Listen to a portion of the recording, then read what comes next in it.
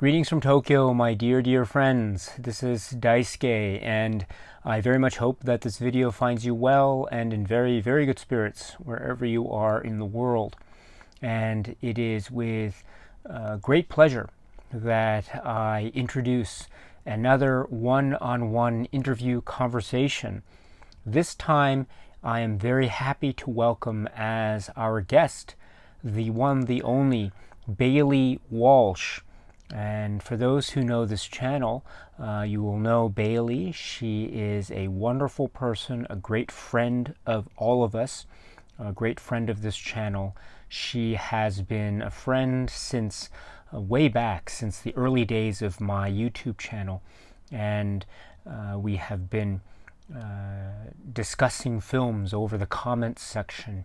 And she has her own wonderful YouTube channel as well as other social media places where she is active. And so she gave all the information to me, so I am including it in the description box below. And in particular, please check out her YouTube channel. It's a wonderful channel. She talks about film and literature and music. And we go over some of those points in the following interview conversation. So if you're interested, please check out her channel, Bailee Walsh. Please subscribe to her channel. Please comment to her videos, and please engage with discussion. She's a really wonderful person. And so I am very happy to welcome as our guest, Bailee Walsh.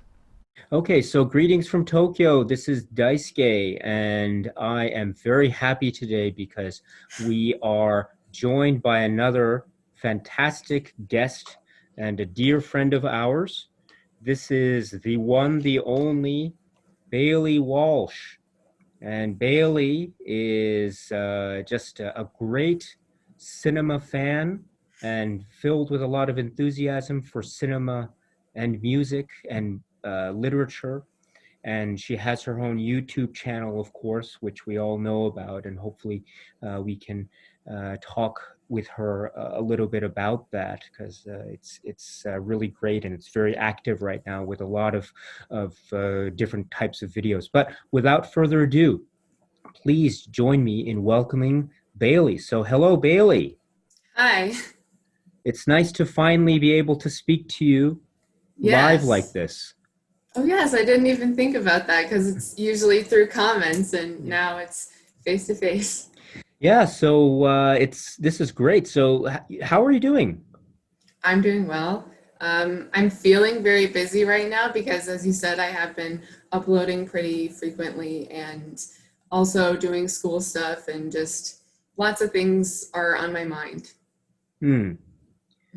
Mhm. Yeah, it's a kind of a busy season Yes. for a lot of people in their own way, of course, and so I can imagine. But it's incredible that despite your schedule, you're still able to upload a lot of videos on your channel at the moment, which is fantastic.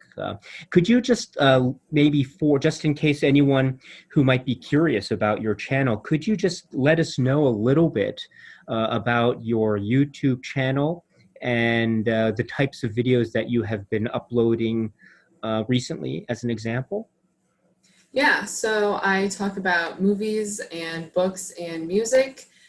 Usually, I don't really have any sort of a schedule, so it's whatever I'm the most into right now. So my last couple videos have been book related because I've been reading a lot more recently, and that's kind of where my area of focus is right now in terms of what I'm doing with my free time.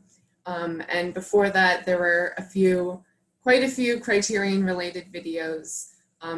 Everyone was getting things during the sale, so that happened. And before that as well, I made a series of videos that had to do with the Criterion channel, and I went through all the films that I watched on the Criterion channel in its first year and talked more about that. So those are the more recent videos.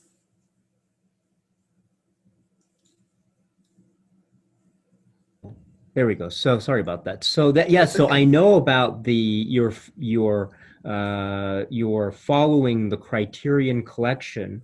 and the Criterion channel in particular. And I think that is one of the ways that you and I first began to become acquainted, was because Yeah. through a lot of film discussion that you and I had in the comments section of some videos that I had uploaded a while back.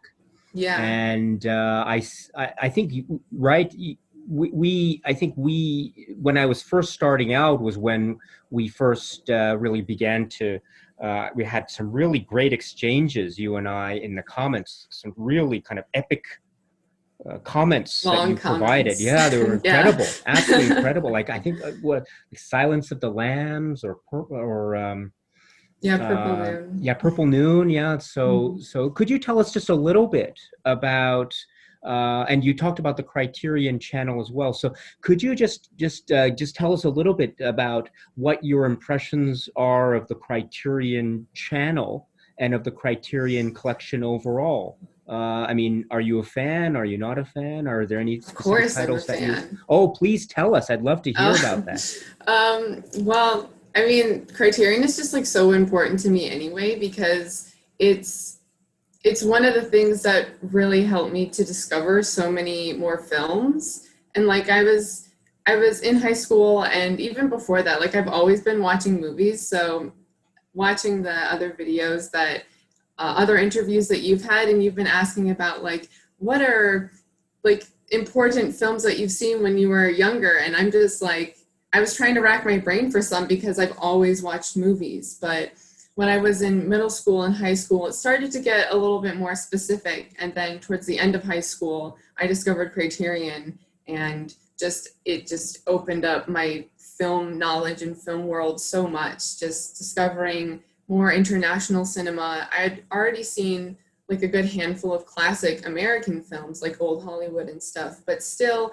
there's so many films out there. So Criterion's really just again helped me to discover so many different films that I had never heard about before, and now they're ones that I recommend all the time. I first started off getting mostly into the French New Wave because I had previously seen Pierre Le Fou in high school. My older brother had shown it to me. And so that's kind of where I started out, and also where most of my recommendations and like the things that I like the most kind of lie within French cinema, and specifically the 60s and French New Wave and stuff. That's incredible. I didn't realize that that you first started out with the French New Wave, and of all Yeah, places, Jean-Luc Godard and I Pierre Le know. Fou. That's really incredible. And so what I mean, I'm very impressed with that, and I'll get to that in a second. But so you discovered that, but prior to your discovery of those, let's say, Criterion films, Mhm. you say you were watching a lot of films as a kid and growing up. Yeah. Yeah, I mean, Yeah. no, go ahead. You can ask your Oh, question. no, no, please. I was just going to ask, what were some of those examples of those really early films that you remember the most, or that were the most important to you? Um, well, again, I've always seen like a lot of movies growing up and stuff, so there's not a whole lot that specifically stands out, especially because when I was like in elementary school, upper elementary school, I would just be watching whatever my family was watching. And I was someone who had very little restriction in terms of what I was allowed to see. My parents barely objected to things. And so I feel like earliest, if I could name one movie that was really impactful, it'd probably be The Wizard of Oz, because I had that on VHS, and specifically there was this like featurette at the end of the film after the movie was over that I watched just all the time, probably more than the actual film, to be honest. It's just like this behind the scenes footage and information. So I've always been interested also in the sort of behind the scenes featurettes, and that's, I mean, one of the reasons why I love Criterion, because you get all the supplements into the making of the film, and all that extra information. And then probably in middle school is kind of where a lot of other important films came up for me. I stopped kind of going along with whatever my family was watching because I was kind of tired of the movies that were coming out that we would be watching. Mostly my dad loves action movies, and I don't like action movies. So I just felt like they were really repetitive and started discovering kind of where my taste was in film. So I think that's something that my older brother noticed. I have two brothers. I don't know if they would be comfortable with me like saying their names, so I'm just going to keep referring to them as like my older brother and younger brother.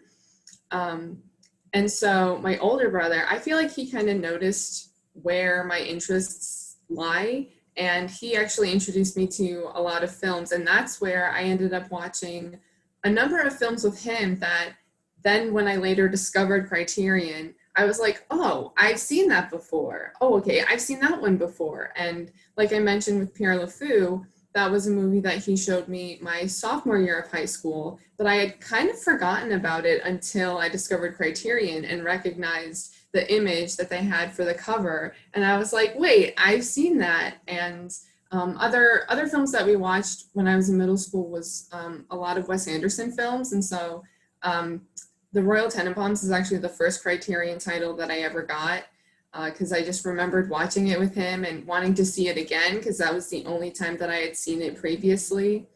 And we watched some Woody Allen films and Jim Jarmusch films. I specifically remember like Coffee and Cigarettes and Broken Flowers, which are two titles that I wish Criterion would release in the future. And yeah, and then I just kind of went from there and tried finding more films like that because I don't know if my older brother like knew that I would like the films or if it was just like that's the way we spent time together, just watching those movies. And I'm pretty easygoing, so he would just come and knock on my door and be like, hey, you want to watch this movie? And I'd know like absolutely nothing about it and just watch it. And I think I've always been somebody who likes going into movies not really knowing that much. So, and that's something I continue to do. And actually, I just remembered a big film that I watched in like 7th grade with him is Factory Girl, which was my favorite film until I saw Psycho my junior year of high school. So for a number of years, Factory Girl was actually my favorite movie. And I know it's not very well like acclaimed or anything like that, but I don't, it's kind of like the Ouroboros or something like that, where it's like, I don't know if I like the 60s, like, I don't know how to explain this, but like, I like a lot of movies that take place in the 60s and have to do with art. And I don't know, like, oh my gosh, wait, I'm having a hard time here. It's just the kind of thing where like a lot of films that I like are from the 60s and kind of have an artistic style. And I don't know if I go into a film like knowing that and it sort of is a self-fulfilling prophecy, or if that's just, those are films that I end up liking. So that's what my taste is. Do you get the differentiation I'm trying to make? No, yeah, there's a certain kind of maybe aesthetic Yeah. associated with a certain time period, Yeah. whether it be films from that period or films that are made more recently but are about that time period. Yeah, Mm-hmm. yeah, no, I get that completely. No, that's very interesting.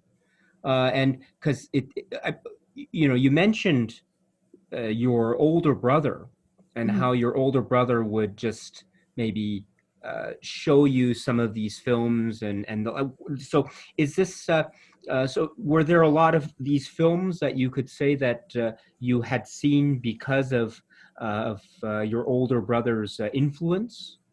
Yeah. I mean, and we didn't watch everything together, but so many of the movies that are more my taste, I ended up watching with him and kind of rediscovering and further looking into those filmmakers once I was kind of like at that point in looking into films and looking into the behind the scenes and knowing people like on the film, the directors and the writers and cast members and stuff like that. That's really great. And so through that, you were able to see, as you indicated, a lot of films. And you mentioned Wes Anderson, Woody Mhm. Allen, and you just also mentioned Psycho as well. But you first, of course, mentioned Piero Le Fou. Mhm. And so you said that you first saw that as a sophomore in high Yeah. school. Is that correct? My goodness. So I Yes. must ask you, do you recall how you reacted to that film when you saw it for the first time? I I mean, I just really liked it because I hadn't really seen something like edited like that before, even though I wasn't even aware of sort of the significance of Godard and the French New Wave and the way that the French New Wave like influenced the new Hollywood era and those directors and such.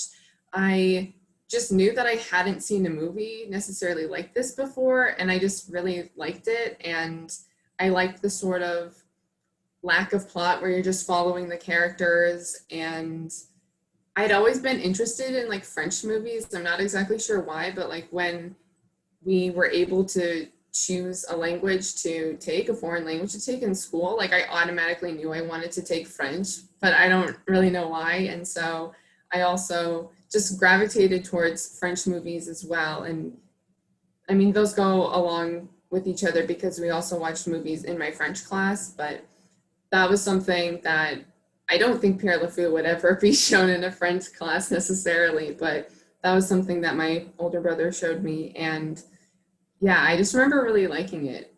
I don't have any sort of explanation other than that, but I'm glad that I did go into it without really having any associations with the directors or the French New Wave, because sometimes I think people can hear about like Truffaut and Godard and already know other people's opinions on those directors and then kind of maybe be skeptical about it or just kind of go into it with preconceived notions that are based on other people's opinions and ideas. And I'm glad that I I didn't really know anything, and that's also something that I really appreciate about the time that I had just discovering Criterion on my own, because I felt like I was like in this bubble. And and then I started noticing like certain films that people would mention a lot just based on like liking Criterion on Facebook or something like that, and paying attention to the announcements and the monthly announcements of upcoming releases and stuff. And so yeah, yeah. But Pierre LeFou, I just really liked, and I like the colors as well. It's very colorful. That's such an interesting, a lot of interesting points that you raise, and about like, because I don't know how you feel, but my own personal, well, I can tell you when I was young, maybe around when I was in high school, I tried to watch Godard films, and I'll be perfectly honest, they were very, very difficult for me to get into.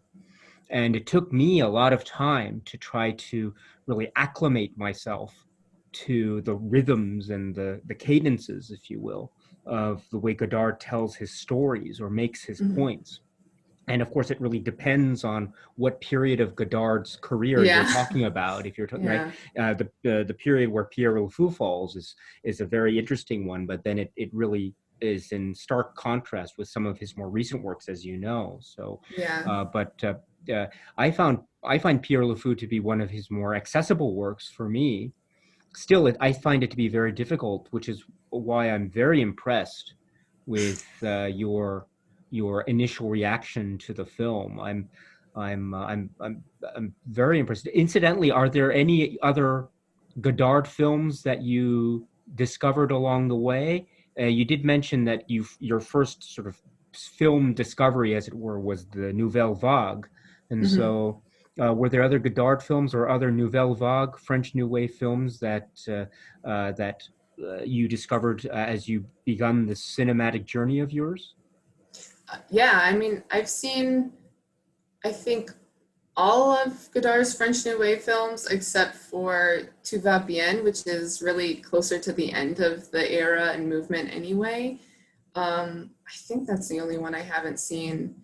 And I kind of go back and forth on which is my favorite. I really like Masculine Feminine and uh, A Woman is a Woman, but that one is more so like one that I enjoy just watching because it's like kind of quirky and like musical like, and that one so much doesn't have like a story that I'm attached to in any way, but that one's really fun. And so I kind of go back and forth with Masculine, Feminine, and Band of Outsiders as my favorites. And I'd like to do a video that is like a ranking video of his, mostly just his French New Wave stuff. I don't know if I could really do all of his work, just kind of the more popular ones and the ones that are most known. I've seen some of his others that I guess people don't really talk about as much, but specifically like Le Gai Savoir, I really don't like that film. And just, I think a lot of political stuff that he includes in his work goes over my head.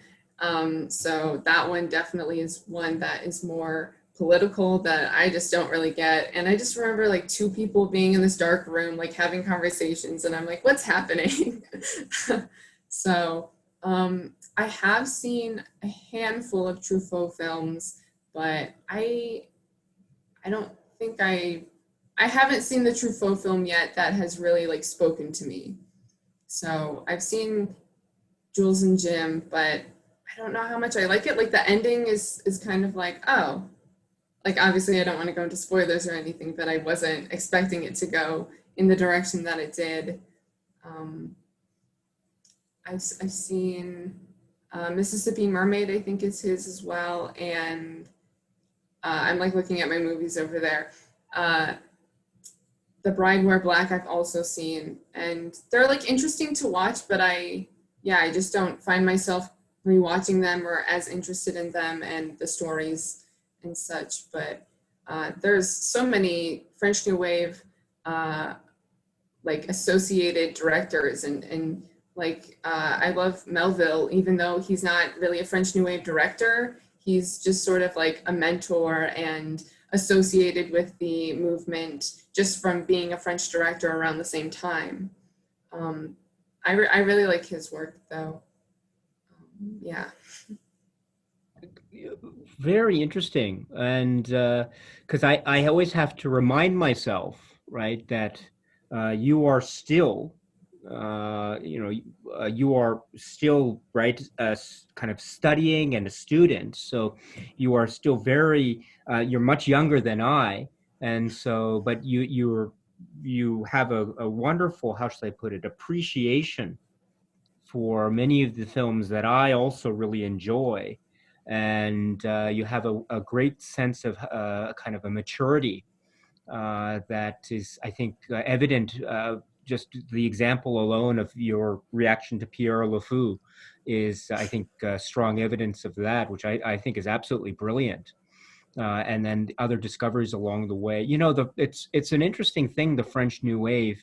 And you mentioned Godard, and you're thinking about doing a video in some capacity about maybe ranking or discussion. I think that would be a great idea. I don't know how you feel, but my sense, and I could be absolutely wrong, but my sense is that at the moment, maybe Godard is not really the, how should I put it? He's not in vogue, as it were, so much so. And I don't mean that in a negative way. I mean that I think there are more filmmakers at the moment that are really being talked about. It's just a matter of maybe when is Godard's time going to come in terms of the Criterion fan. You know what I mean? So, for instance, Ingmar Bergman, of course, I think it has almost always been in the discussion. Kurosawa, I think, has always been in the discussion. Fellini, of course, now this year with the box set that's going to be released a few months from now, that's going to be in the discussion. But Godard, it's interesting. My sense, and please correct me if I'm wrong, I don't know if Godard gets that much attention in the sort of online film fan circles that other filmmakers do.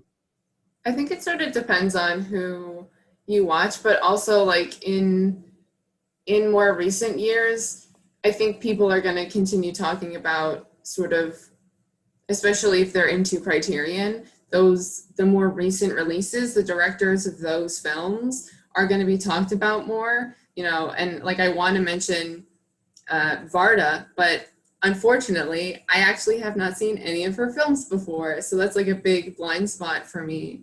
I think I'll love her films, but I haven't seen any.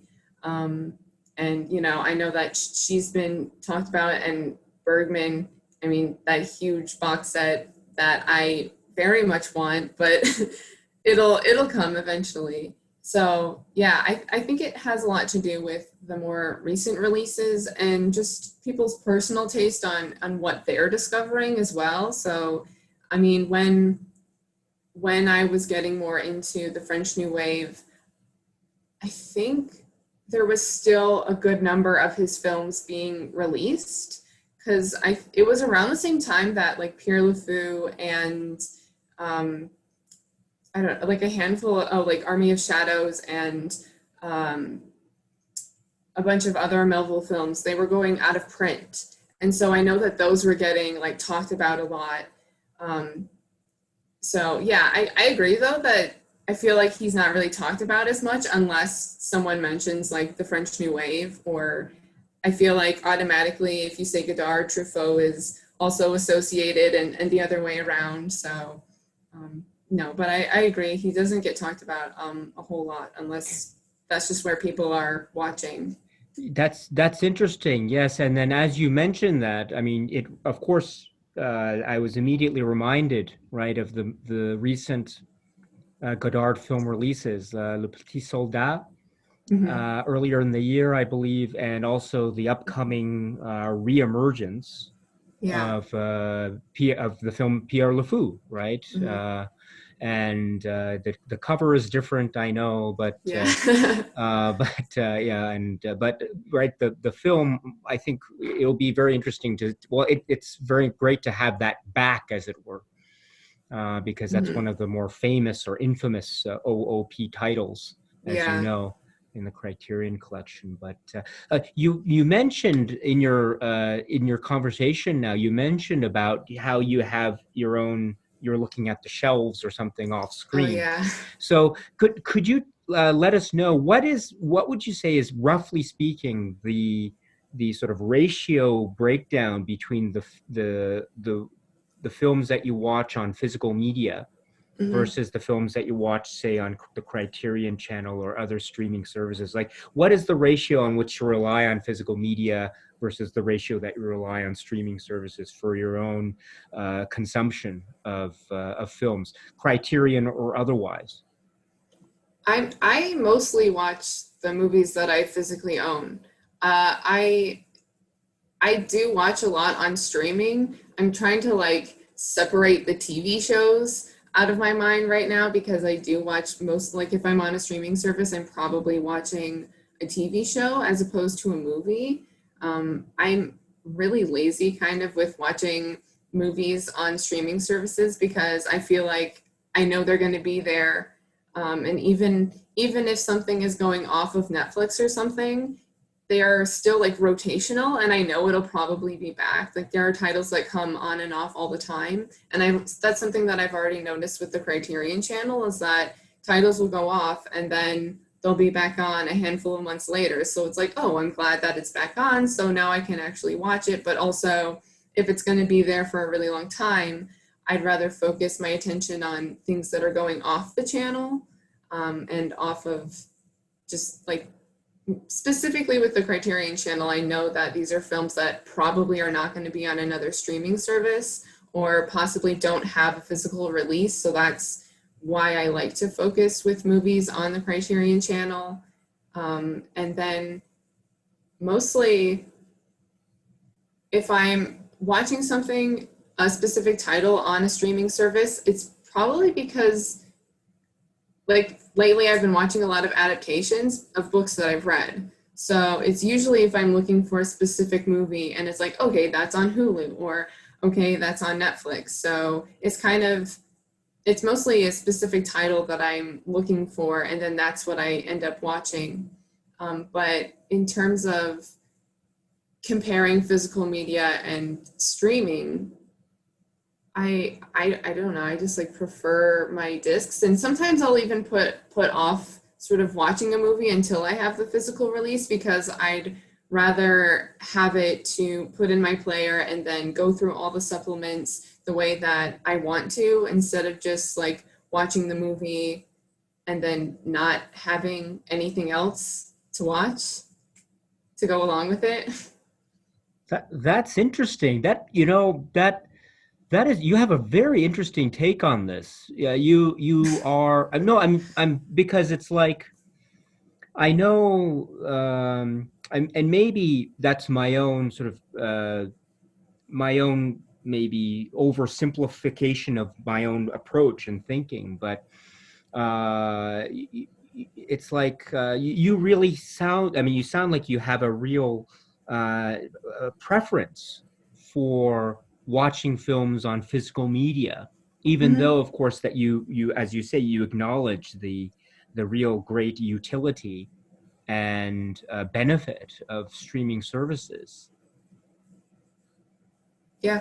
Yeah, and so that is really interesting, and yet at the same time, you are appreciative of the of things like the Criterion Channel, as shown, of course, through your exploration of it on your own YouTube channel with the Criterion Channel during the initial years. So, do you see any what would you say from your own place of expertise? What would you say would be the sort of the at the moment anyway, your assessment as to the strengths and the weaknesses of the Criterion Channel?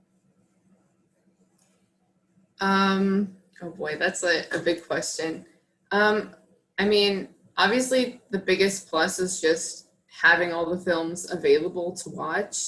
Like I said before, sometimes these movies aren't available anywhere else. So many movies that are on, and although I am speaking as someone who like lives in the United States and mostly has region A releases, we do have a region free player, but it's like in the room that my brother's constantly playing video games on. So I prefer region A things, and I do know that there are a good number of releases on Criterion that are also on like Eureka and other labels and stuff and such. But um, a lot of films just are only available on Criterion as someone who lives in the United States, and to have them available just on my TV as a on the streaming service is really beneficial. And um yeah, so that's the biggest plus. And also have the supplements available as well, so that's not on everything, but on a number of titles that they have as releases. They also have the supplements as well, which is nice, even though I sort of put those off, again, like I said before, because if it's available on the disc, then I can just get that title during a sale and then watch it like that, instead of I kind of prioritize my time more on the titles that I know aren't going to be there much longer or don't have a physical release. And I mean, I think that I know that there are things that I want to like improve on the Criterion channel. My mind is kind of going blank right now, though. That's okay, my friend. That's okay, because maybe that can be the subject of another video on your own YouTube channel. I don't know. After the Godard ranking video. So, Hmm. incidentally, what would be your number one Godard? Well, actually, no, I was going to ask you about, but let's save that. I don't want to spoil Okay. that video. So I'll await your Godard ranking video with great anticipation. So. And just going back to what Mhm. you were mentioning earlier, which was you're mentioning, of course, a Factory Girl, and then you Mhm. discovered Psycho, Yeah. the Alfred Hitchcock film Psycho. Mhm. So from there, or maybe based off of that, so what were some of those films that you then discovered and that you maybe cherish now, leading up to where you find yourself? right now? Because I mean, I can imagine that probably we're talking about the space of a few years, right? And so along the way, I'm assuming that you discovered a lot of maybe landmark or milestone films for you. So Mhm. I'm curious, what are some of those examples of those films, and how did you react to them? Let's start with Psycho. I'm wondering what it Mhm. was about Psycho that that makes you speak of it in this way. Well, I went into it knowing nothing about it, which Yeah. is the best way to go into Psycho. Specifically, there are films that you can know some things about, but Psycho is a great example of a film that you shouldn't know anything. So I just watched it kind of knowing like the bare minimum, like, okay, it's an Alfred Hitchcock film, it's in black and white, it's a classic film, and I knew that there was like it's Psycho. It's just one of those titles that for me growing up was something that I heard and didn't really know any sort of importance of until later on. So I watched it and I was just blown away and very surprised by things that happen. And I think just because I was so engrossed in the film and then shocked, it was just like, oh my God, this is so good. And then it became my favorite film until I saw Plein Soleil or Purple Noon, which is still currently my favorite film. But I still consider Psycho my second favorite because of just like that, just the sort of love for it that I had after watching it. And I wanted to know like everything about it. That usually happens with me after I watch something or read something. I'm like, okay, I have to know everything about the author or about the director and just have to know so much as to how this thing was made. And so that's what I ended up doing with Psycho is just trying to learn more about the film. And uh, then I later learned that it was actually an adaptation. And then I've since read the book, and they're just very separate in my mind because of how different they are. Um, and I'm glad that Hitchcock was like did what he did with the film. And I love all the sort of like tidbit information that's like him trying to buy up as many books as possible so that people didn't know what would happen, and like people weren't allowed to enter the theaters until like after the movie had already started. You couldn't go in the theater, and just trying to keep everything so secretive about it. I love that kind of thing, especially because nowadays there's no way that that could happen. Like people try to be considerate of other people, but at the same time you're going to run into spoilers for things, which is why I say Psycho, if you don't know anything, just watch it and then have your reaction to it just as simple as possible. Yeah, that's very interesting, and I'm very impressed that you were able to watch Psycho without knowing the details of the film. Hmm. And Well, even for and now, yeah. just like it's something that I didn't realize was referenced so much, because any references that you like see in other movies and shows just kind of went over my head. I didn't really understand fully what those were, and it's just like the number of times that like the score is sort of brought up or like imitated by a person in another movie or show. Specific scenes are mentioned so often, and I just didn't even know. And I'm glad though, because it potentially could have like ruined the experience, or just like it wouldn't have that impact that it did. I'm very jealous. I'm very jealous of your experience because I just speaking of Psycho for a moment, my own personal background was such that I don't remember a time not knowing the secrets of Psycho.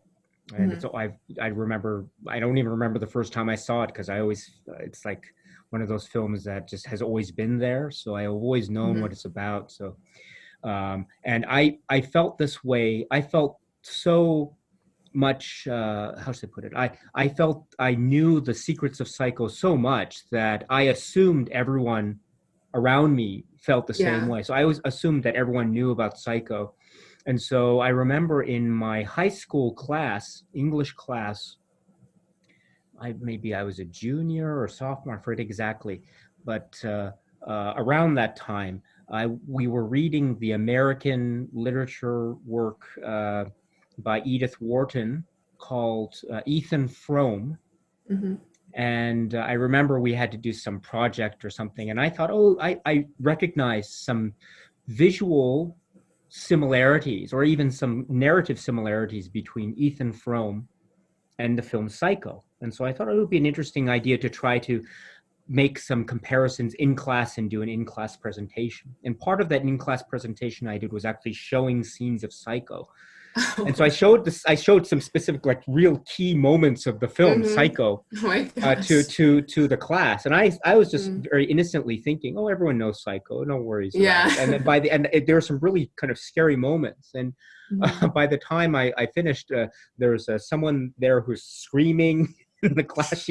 I think she was near to tears, and I felt kind of bad. I realized at that moment, oh my goodness, I've made this terrible error of judgment in that I realized that not everyone in life knows Psycho, so I Mhm. should be very careful going forward in how I discuss this film. And so from then on, I've been very cautious in how I've discussed the film Psycho. So, but that's a very interesting thing. And speaking of Psycho, so Psycho is Mhm. 1960, right? Mhm. And also you mentioned another film, which is also, right, a 1960 film, right? Purple Noon. Yeah. Plein Soleil Yeah, is same also year. right. 1960s, very interesting, very coincidental. I'm curious. I'd love to hear what was it. What were the circumstances that led to your discovery of this work? Of Purple Noon. Yes. I'm just gonna like fix the blinds real quick because this Oh, is sure, really bothering me. sure. The blinds. Oh, yes, the lighting. Yes, not a problem. Oh, is it too dark now though? No, it's Oh fine. no, that's very cool. You know, it reminded me of some shots in. We spoke of Alfred Hitchcock. There's a shot in Vertigo No. where the lighting suddenly turns into a different tone. So it was very Hitchcockian. I appreciate it. Oh. Yes, but anyway, I'm sorry. um, Yes, so we were at the point where you were about to share with us the circumstances that led to your discovery of. yeah, so Yeah, Purple Noon, also known as Plein Soleil. I usually say Plein Soleil, but I know like on the Criterion edition it says Purple Noon, so I yeah. feel like that's the title that most people know it as. Um, this is one of the first films that I watched on the Criterion, or no, it wasn't the Criterion channel, but it was when Criterion had a number of their titles on Hulu. And so that's kind of before I started really like buying Criterions, that's the way that I started watching movies that I knew like these were released by Criterion. And so um, honestly, I just kind of looked at the photo and was like, okay, I'm gonna play this. And so there's not really much of an explanation as to discovering it because I just watched it. And I don't even think I read the description. I just watched it. And so this is another example of just a film that I was so engrossed in. And I actually have a video on my channel that's like why my favorite movie is my favorite movie. So I won't go into like too many details here, but I was actually like my eyes were glued to the screen and I was so immersed in the story and again just surprised by anything. Usually if a movie can surprise me, especially plot wise, and I'm not so like in my head, it can just have a really big impact on me because I'm someone who will be in my head and try to theorize and figure out something that's going on if that's the kind of plot that a movie has or even a book. I'll try to figure out if I can predict what happens. And that's something that my younger brother and I do a lot. We'll have sort of like competitions, like we'll say things out loud if we're watching a movie, because if we say it at the end and it turns out to be right, then it's like, oh, you didn't really think that. So it's the kind of thing where I like sort of to be able to piece things together and sort of, especially if it's some sort of like a psychological thriller detective kind of movie, like I want to be the detective. But if I'm not that way and I'm just watching the movie and the story is taking me where it's going and I'm just like on this journey watching the movie, that can just make such a huge difference for me. Being so surprised by something that happens, uh, or I don't know, just like having some sort of, because it doesn't necessarily have to be plot wise, like in terms of some sort of a twist or a shocking thing. It can also just be with the characters or something visually on screen, just something that I end up really liking and become sort of attached to. And that's something, again, I don't want to go into spoilers for the film, but there are things that happen in Plein Soleil that I was just like, oh my gosh, this is where this movie is going. And it is based on a book, but I didn't know that at the time. I didn't know, even if you told me the title of the book that it is based on, I probably still wouldn't really know. And I'm like purposely not saying the title of the book so that, I don't know, I kind of like other people going into things like not knowing like, oh, this is a specific adaptation of this book. Because if I say that book title, then people may be like, oh yeah, I know what that is. That thank you very much for that, and I think that's a very good approach. And I know the book and the author that you're referring to. So yeah, I Mm-hmm. think if and it there have been, I think, a lot of yeah, I think people will more or less know the story Yeah. and what happens. So that is a very interesting approach that you have, and that you think about the that you think about your experience and how you were not expecting it to go in a certain way, that and you want to Mm-hmm. preserve that for other people. Yeah. I think that is really wonderful.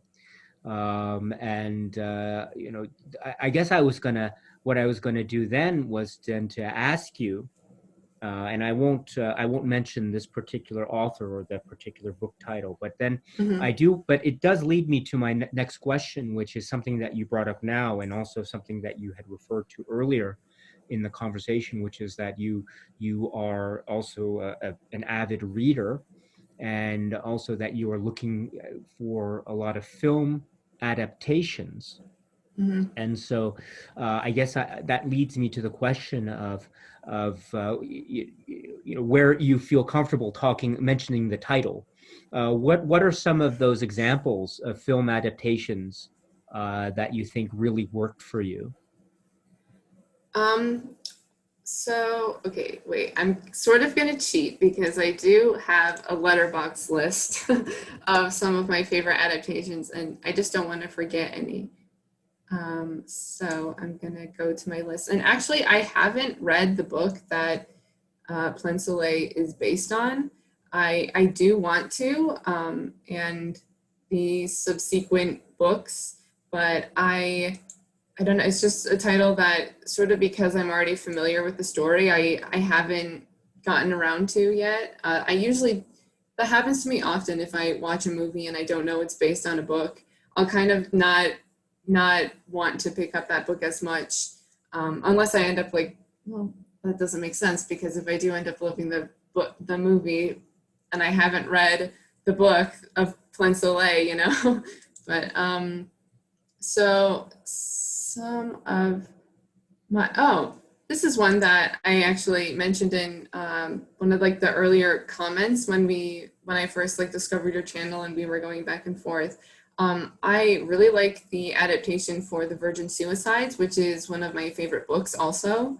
And I just think that the way Sofia Coppola captures like the essence of the book, it's just there visually in the aesthetics, and I just feel like she captures like young girls really well, and that's something that's continued with her work. Is just I think most of her movies end up focusing on pretty much an all-female cast, and with The Virgin Suicides, especially because I read it and watched it when I was in high school, it it's just something that I really like. And in the way that the film is, with its cinematography, I feel like it really matches with Jeffrey Eugenides' writing, in his descriptive writing of the book. So, I mean, that's one that stands out sort of immediately. And then, oh, one that we mention quite often, Picnic at Hanging Rock, which also is very similar to the way The Virgin Suicides is. These are mentioned often as like a good pairing for sort of like a double feature if you're gonna watch a couple of movies that are similar. Picnic at Hanging Rock, again, just is so like the film. I actually like the film more than the book. I just really like the etherealness of it, and it's also very haunting. And I think just with reading the book, I kept on expecting a little bit more and like for things to happen. So then going into the film, I was like, okay, I already know that you're just going to be following these characters and there's not going to be as much of a resolution, which I feel like is important to mention when talking about Picnic at Hanging Rock, because then people are less disappointed if it's like, oh, but what happened? Because it doesn't really give you that information. And it's just such a beautiful film, and easily like something that it's probably one of my more rewatched films too. So there's that one. And I'm trying to think of what, I keep on mentioning ones. There's actually quite a lot that I feel like did the work justice and almost like I like it better. So another sort of example of that is Far From the Madding Crowd, but the more recent adaptation from 2015. That's, if I had a favorite adaptation, I think that one would be it, because I didn't really like the book that much, and I just didn't really get along with like Thomas Hardy's writing as much as I wanted to. And similarly to what I said with The Virgin Suicides, like the way that the cinematography is with Far From the Madding Crowd, the way that I just love it so much, and it just is so beautiful. That's the way that I hear people talk about Thomas Hardy's writing. And I'm just like, I don't get that from the book, but I understand from watching the movie. And I think the cast in that is great. And all three of these movies so far that I've mentioned are just so beautiful and just very well done. I mean, it's been a while since I've watched them, but I mean, they're favorites for a reason. This is really great. I'm reminded, of course, also that you read a lot, and that you're a big fan of many types of literature. Incidentally, what are in particular those areas of literature that you find the most appealing to you at the moment? Well, classics and literary fiction is kind of what I've always read the most of, to be honest, even though that also is where my interests lie the most right now. I've been reading a lot of classics and modern classics more recently, although there have been a few newer published books that I've read, but mostly a lot of classics. And that's kind of where I started out reading as well.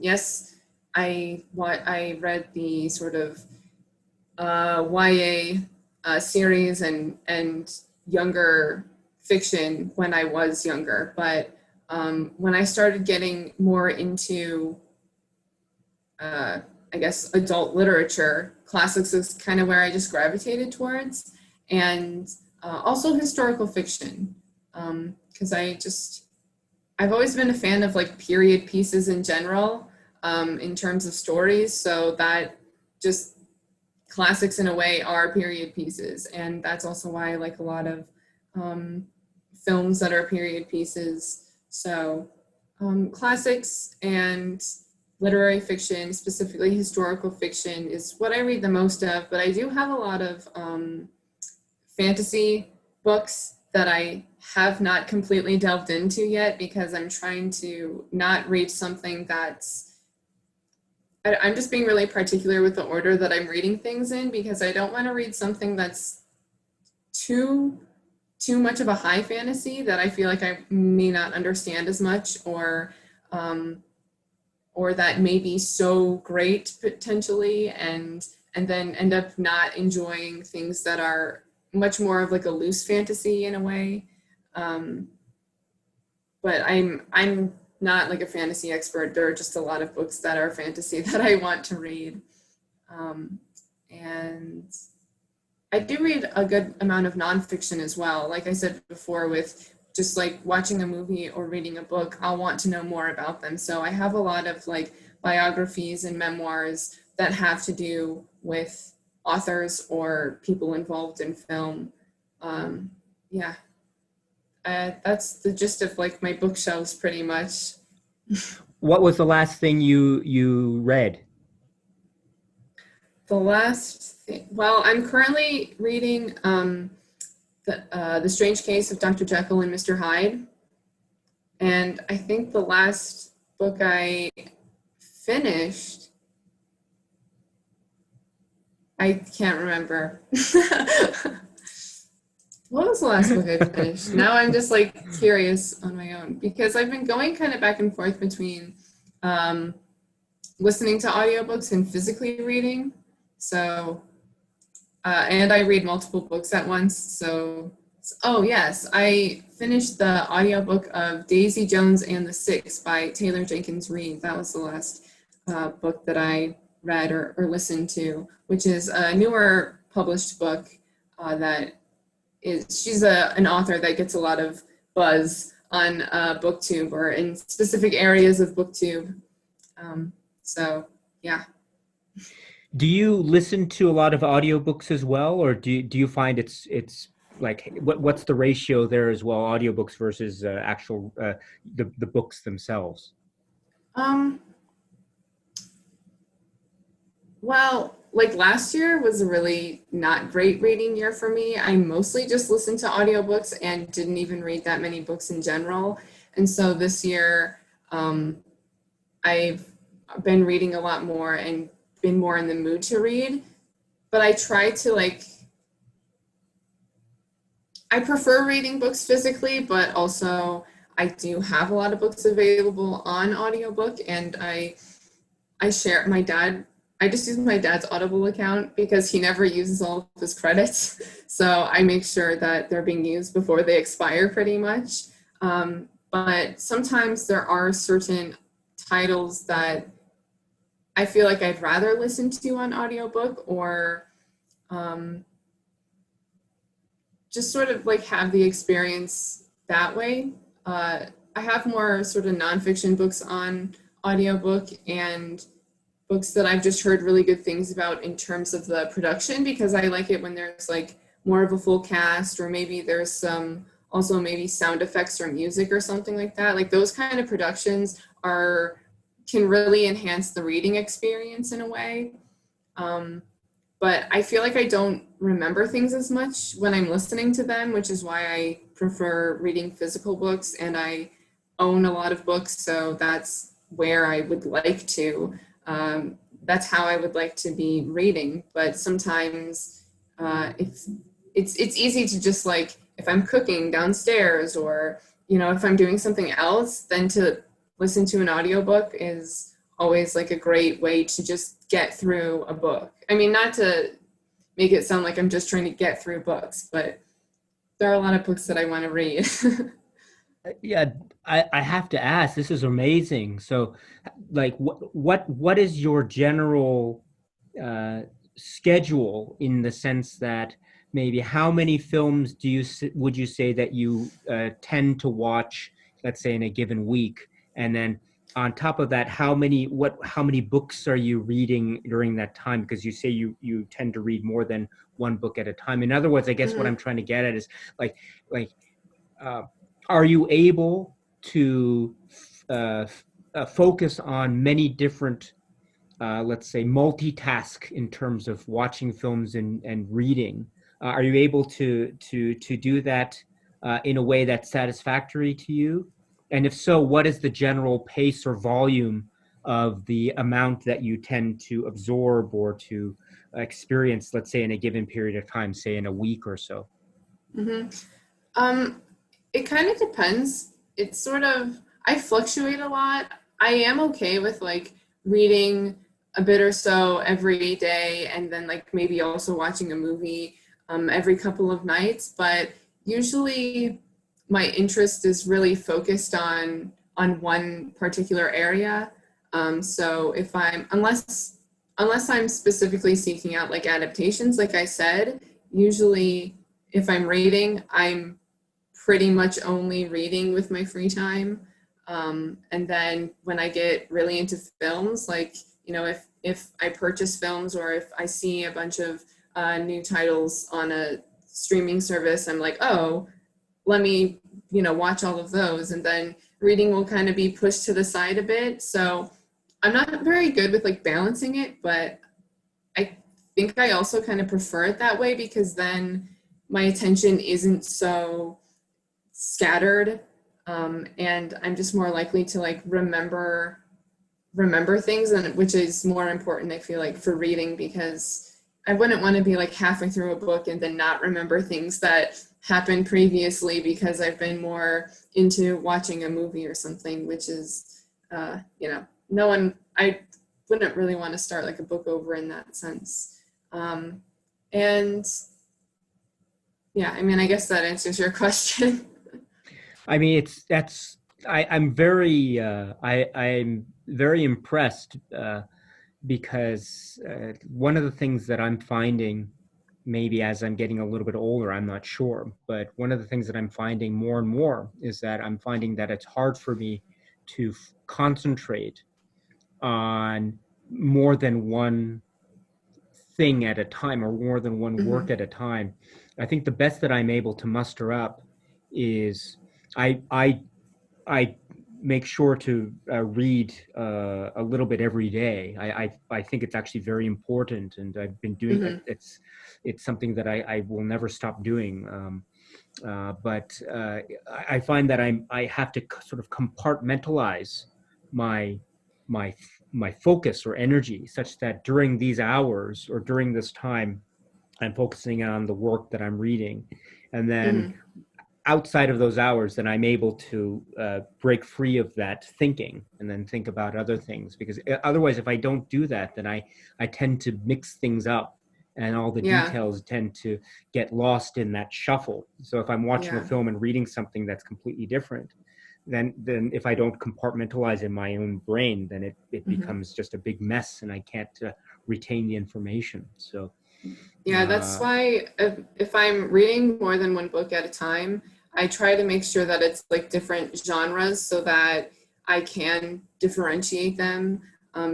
Often, well, when I started reading more than one book at once, um, I was really specific with making sure that I was reading like a fiction book and a nonfiction so that it was easier to separate them. But yeah, most of the time I try to make sure if I'm doing a lot at once, then they're different enough that I'm not going to be mixing things up. and that's sort of the nature of also studying, you know. And I think we all, you know, when we're younger and when we're students, you know, we sort of have to do that in a way because we have different classes and we have to. I remember when I was in university, I had to read these different texts for whatever it is, 4 or 5 classes I took per semester, which is right, which is the same thing. That's in essence multitasking that Yeah. that I think a lot of people do now. So and I mean it's certainly true for films and television and the like. And I want to just ask you as well before I forget, which is you also mentioned earlier in the conversation about you're also into television series and sort of Mhm. long form series and the things like that. And I know that one of your favorite series is Twin Peaks, Hmm. and That's my so favorite, number it's one. number one favorite. So Yes. I'll try to be as vague as possible, much like our discussion with Psycho and Plan Soleil. I'll try to be as vague as possible here. So what part of the overall uh, uh, Twin Peaks itself, Hmm. which is your particular favorite? Is it the first season, the second season, the Um, return, or Probably just the original series as a whole, like not the return. I do like the return, but I like the sort of quirkiness and like sort of like warmth of the original like first two seasons. I do really love Fire Walk with Me as well, but I still sort of like separate it, and it's Fire Walk with Me is a lot darker, I feel like. And even though the show is dark as well, there's sort of more of this realism to it, even though it's more surrealism. But um, there are scenes in Fire Walk with Me that just make it a little bit more realistic, that makes it hard to sort of digest the story in a way. And I like the lightheartedness for the most part of the original series. I mean, I do like a lot of dark things, but that's kind of something that makes me almost feel like nostalgic towards the first two seasons, just because that's that was what Twin Peaks was before I watched Fire Walk with Me and before the newer season came out. yeah, I'm so glad you mentioned Twin Peaks Fire Walk with Me, and you mentioned sort of the darkness of it, and yeah, I Hmm. agree with you very much so. And then on the other hand, again, without going into too much detail, I I I would consider that to be in a certain from a certain point of view. I would consider that film also to be one of, in an interesting, almost strange way, one of Lynch's more, mm, for lack of a better word, more optimistic films. And as I Yeah, say, from a certain point of view, as you say, it does deal yeah. with some pretty terrible things, Hmm. but there are some resolutions and some conclusions that are reached in that film that I would consider to be very optimistic. Yeah, I mean, you Uh, say that, and I just think of the very last yeah, scene yeah, of the movie, yeah. that image. Yeah. Yeah. So it's and you know, I think of other similar. I mean, I try to be as vague as possible here. I'm thinking of other similar forms of ways that the Twin Peaks seasons or series have resolved themselves, Hmm. and I think, and I compare those resolutions, and I think that of all those resolutions, in my mind, I've always looked to Fire Walk with Me as being, in many ways, a very optimistic atmosphere. Again, from a Hmm. certain point of view, and Yeah. it's. I think it takes a number of multiple viewings, I think, for me to reach that conclusion. But I'll leave it at that. And say also, I have to ask, how did you first discover Twin Peaks? Just on Netflix. It was just, Yeah. I was looking for another show to watch after, I don't know what I watched before it, but I had finished a show and then I just was browsing on Netflix, and I wrote down a list of a handful of shows that sounded interesting just by reading the description. And Twin Peaks was the one that I went with next because it was the shortest, and I prefer shorter shows to longer shows. That is really great. You know, are you a fan of the other works of David Lynch? Oh yes, definitely. I I think Mulholland Drive, whenever I watch that, I'm like, is this one of my favorite films? I kind of question it because I I think I automatically compare it to Twin Peaks just from being by the same director, and I'm just like, no, I like Twin Peaks more. I really like Wild at Heart as well, and I think I've seen all of his films except for like Rabbits, which technically I don't even know if that actually has a release. I think it was available at one point just on YouTube, but I've seen all of Lynch's films, and even if I don't like them as much, or if I, because I do have the tendency to just sort of compare and rank in my head, even if something is maybe my least favorite, I still like it a lot, and just his mind is wild, we'll just say. I mean, like, what is he thinking sometimes? And it's just an experience every time, even upon rewatches. It's always something new.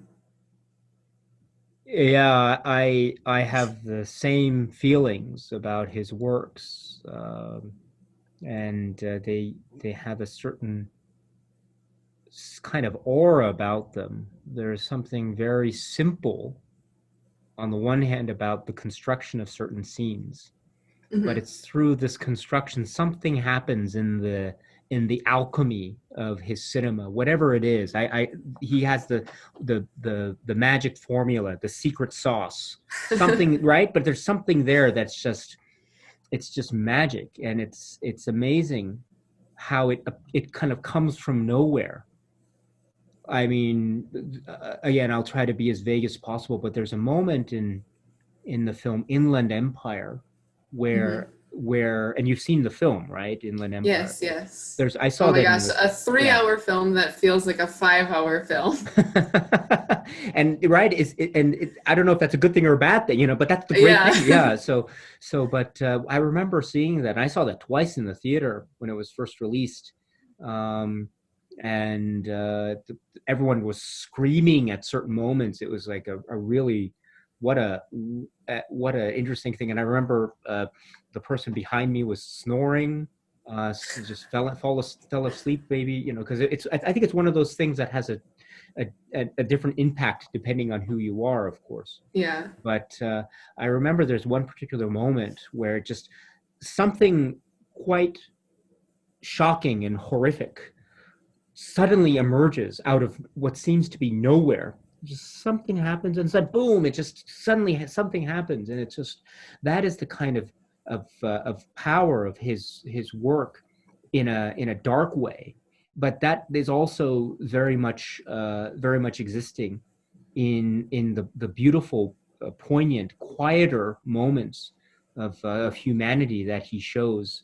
Hmm. Um, just the little things like just the little gestures that he allows his actors to employ for their particular characters, or the lingering on the particular close up, or the Yeah. amount of time he allows his characters to live and breathe in the worlds that he creates is these moments are really quite joyous, uh, and yeah, amazing stuff. Amazing stuff. Are you excited about the Elephant Man release? Yes. I've only seen that once, and it's been quite a number of years, so it'll be interesting to revisit. And I haven't seen any sort of like supplements on it or anything like that. So that's another one that, like, I want to watch the movie and dive into everything that is available on the release. Yeah, I think you and I and many other people are very excited about that. You mentioned uh, Melville. You also mentioned Wes Anderson, but also David Lynch. And coming back to the Criterion Collection, as you know, the Criterion Collection seems to be able to show the number of films from certain filmmakers very well. And I think Lynch and Mhm. Wes Anderson, I think, are among those. Jim Jarmusch as well, with the recent announcement about Ghost Dog: The Way of the Samurai, which is also interesting. I have to ask you, you mentioned Wes Anderson and the Royal Tenenbaums before. We've Mhm. spoken about Lynch. You also mentioned Jim Jarmusch, but could I ask you what are some of your favorite Jim Jarmusch films? Oh, you mentioned Um, Coffee and Cigarettes before, yes. And what do you have any favorites from the earlier period? I haven't seen a lot from him, so I would say that I like Coffee and Cigarettes and Night on Earth because of the sort of vignette anthology kind of way that they're presented, and just like they're very casual, but at the same time, each sort of scene is significant. Like I can't think, if you were to take any of those parts out, I feel like it wouldn't be the same almost. But I do want to explore more of his work. He's just a director that's more like on my radar, that I've seen a few things from, that I want to. I mean, obviously, there's so many filmmakers that everyone's wanting to explore more. So It's not quite the same, but have you seen Fishing with John? no, but I do know that you've mentioned it before. If you like Jim Jarmusch and Tom Waits and that kind of vibe or atmosphere, and as you mentioned earlier, if you have a preference for series that are maybe short in length, these are not these super long series, but something that's very short. And I would strongly recommend Fishing with John, very much so. It's very short and it's episodic, of course, and they're very short episodes, but I think you will enjoy it very much. I hope it's on Okay. the Criterion channel. I'm not sure. Is it on the Criterion I channel? I'm not sure, but I don't think so. I oh, could that's look too right bad. now and double check, but I haven't seen it before. Oh, that's too bad if it's not, because it's available on one of these early DVDs Yeah. um, from Criterion. Oh, But it is. oh, great, great, Yes. great. Well, if you have, There's yeah, a handful of it has 6 episodes yes, and the commentaries for each yes, episode as well. yes, the John Laurie commentaries. So yes, if you have a free moment, you can begin with that first episode, and hopefully you can, hopefully I hope you enjoy it. So, but uh, we spoke about the Criterion channel, and then we spoke. You mentioned about how you talked about the Criterion channel on your own YouTube channel, and I guess want to bring it back to your YouTube channel. And I know you mentioned a little bit about what you do on your channel in terms of literature and movies and music, but I also want to ask you, you do a lot of other things with your channel as well. I know you have a great fondness for music Mm-hmm. and K-pop in Yeah. particular. Would you mind sharing with us a little bit, for those who don't know, about your love of K-pop? And because I know you've spoken about it a lot on your channel, but Yeah. I'd love to hear I more I about it from you here. well, I try to, something that I want to do more of, because like I said, I'm someone who, like, once, if I'm really into watching movies, that's kind of where my focus is, and it's the same with books. It's also the same with music, but at the same time, music is always happening in the background for me, even if I'm also like focused on watching films or reading. And music is just like my favorite thing. So yeah, I discovered K-pop, Korean music. I tend to say K-pop, even though to me that's like really specific, because there's like the idol music and like the system sort of the K-pop industry, but then there's also a lot of just Korean music in general that I listen to, because R&B is my favorite genre, and there's a lot of like K-R&B that I listen to that would not be really associated with K-pop overall. So just Korean music, yeah, I discovered it a few years ago now, and I feel like it just came at the right time, because I was kind of getting out of listening to a lot of the bands that I kept up with in like middle school and high school and the few years after high school.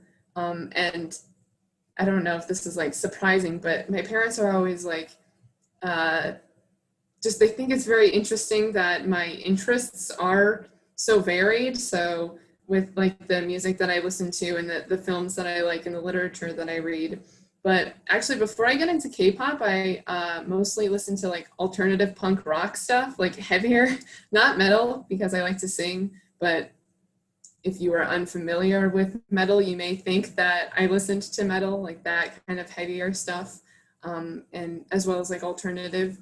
But I was kind of getting out of it and just wanted more, I don't know, just something different, I guess, than what I had been listening to for the most part. And I was watching a booktube video, and a girl was talking about books and music, and then she inserted like a clip of a song, and that's ultimately like how I discovered K-pop, is looking up the song that she inserted a clip of. And once you watch one K-pop music video, your recommendations are going to be full of them. And so I just kind of kept clicking on stuff, and it's pretty much all I listen to, but there is a good amount that it isn't K-pop that I listen to. And my favorite group is EXO. I'm literally obsessed. And yeah, lately though, I've been wanting to do more videos that involve just mixing everything, not having like a specifically film related video or book related video, but kind of like maybe pairing a K-pop music video to a movie, whether it be because of the song or like the visuals of the music video. Because even if you're not into like pop music or Korean music, they are so well produced. Like the production value is crazy high on some of them. It's magnificent, really. And so I don't know, I've just like ways of sort of pairing things that I like and mixing all of it together instead of just having like individual videos. Oh my goodness. What would be some of the films that you could see pairing with some of the songs that you have as an Okay, well, example? Yeah. yeah, well, I mean, the easiest one to say is that earlier this year, a group called NCT 127 had a release. The title track was called Kick It, which is what they have the music video for, and it's inspired by Bruce Lee. And it was so funny because then later on, like a couple months later, the Bruce Lee box set was announced, and I was like, that's so weird that they lined up so well in terms of releases. And yeah, just like immediately I think of that music video. Even actually the artwork on the Bruce Lee box set kind of reminds me of the visuals in the music video, which is just the artists, the person who worked on the music video and the person who worked on the cover art, like they were just on the same wavelength, because they kind of go together in my mind automatically. That is amazing. That's amazing coincidence. So maybe we might expect some nice pairing with Agnes Varda or Mm-hmm. Fellini very soon. So, oh, that's great. That's right. I think that sounds like you have a lot of great ideas for what you want to do with your channel, which is absolutely splendid. Absolutely splendid. So, do you want to just, I know that I don't want to keep you, I know that you're busy, so I don't want to take up more of your time, but I want to ask you, what are some of the videos that, without giving away too much, Mm-hmm. without keeping some of the surprise, of course, but what are some of the videos that you have upcoming that you can tell us about that we might be looking forward to in the next days or weeks? Right now, I feel like I'm working simultaneously on a bunch of different things, because I do, like you said, I have a lot of ideas. And the only problem with that is that whenever I have an idea, it's like, okay, but now I have to watch this handful of films. And especially if I'm like really into something else at the moment, right now I'm trying to sort of keep up my pace with reading. But if I put that to the side too much, then it may take me a while to sort of get back into it. But yeah, like in terms of ideas that I have right now, sort of like mixing the various interests that I have. videos like that, like pairings of music videos with specific releases or something. And more recently, I've been contemplating starting a couple of series, but like in my mind, they're such big projects that I keep putting them off. But I mean, as we've already sort of talked about, I'd love to do a series that has to do with the French New Wave and a series that has to do with adaptations. But again, it's sort of like in my mind, I want them to be so perfect and I have specific ideas for them that I just have to like start it and like write it out and let them evolve over time and grow into the kind of videos that I want them to be, instead of just like trying to make it perfect from the start. But I know that also I want to do a lot of like research and stuff for those. And obviously with like an adaptation series, I do want to do videos that compare a book to an adaptation, but also just sort of focusing on an adaptation as a film or series itself, and not necessarily comparing a lot, because there are already a lot of videos like that on YouTube. So I don't want it to be limiting in terms of like having to compare. But obviously that's going to be time that I make sure I focus on the book and then focus on the adaptation. And with the French New Wave stuff, I want to be properly researched and stuff, and have specific videos that go within the series, of course. And I do also have a video that I've been meaning to do for a really long time that has to do with Twin Peaks, but again, it's something that I know I'm gonna have to watch like a handful of videos or a handful of the episodes at least to make the video, and I just keep putting it off, but I want to do it soon. Oh, I think that would be so fantastic to see that and all the other ideas that you have planned or in the works, as it were. So, oh, Yeah. wonderful, wonderful. Oh, well, Bailee, I want to say thank you so much for your very precious time today. I enjoyed myself very much. Can we do this again very soon? Is that okay? Yes, yes, it Oh, definitely wonderful. is. And just like, thank you so much for having me. This is kind of crazy, but it's so nice. Oh, no, no, not at all. As I said, we knew each other uh, sort of fairly early on, and so we've had a kind of back and forth Mhm. over the time. One maybe about what I want to I want to say a year ago, but I think it's more than that. Yeah, I think it Yeah, was like sort of maybe closer to 2 years ago 2 years. now. I feel like Wow, it that was like late 2018. it was a real wow. That time flies a lot. My goodness, the world was a different place back Yes. then. My goodness, how time and situations change very quickly. My goodness, but still, it was such a great pleasure for me to be able to speak with you like this. I'd love to do it again if it's okay with you. Yes, yes. And so, just finally, could you just Mhm. let us know, just in case, I'll have all the information about your channel in the description box, but could you let us know where people could find you? Yeah, so my YouTube is just my name, Bailee Walsh, spelled with two E's, not EY, because that is a common mistake, people misspelling my name, but that's okay. So yeah, Bailee Walsh on YouTube. And then I also have I have a letterbox, which is also just my name, and Goodreads if anyone is a reader and wants to be friends. And then I also have an Instagram that is I'm sure you can find it if you just search my name, but the username is Into the Sky Under the Sea, which I realize is incredibly long and uses underscores as spaces, but that's kind of like my personal account that I will also like post music and movies and book related stuff. So that's what I use the most. Yeah.